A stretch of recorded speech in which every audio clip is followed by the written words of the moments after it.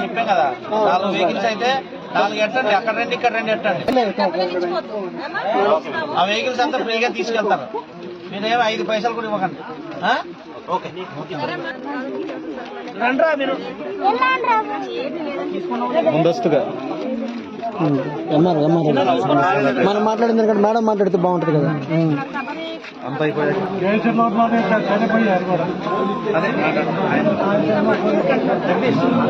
9440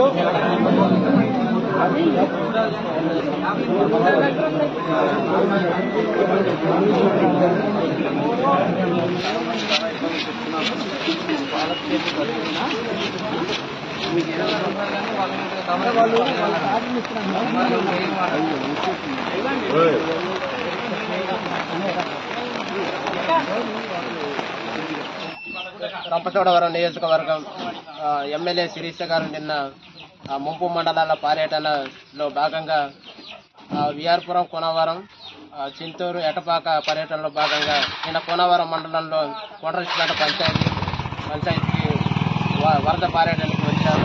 అందులో భాగంగానే ఈ శబరికొత్తగూడెం గ్రామానికి వచ్చి ఆ యొక్క ప్రజల సమస్యలు తెలుసుకొని ప్రజలు ఏవైతే కొన్ని సమస్యలు అడిగారు ఆ సమస్య నిత్యావసర సరుకులు కానీ బరకాలు కానీ ఈ రవాణా సదుపాయాలు అవన్నీ కూడా ఏర్పాటు చేస్తానన్నారు.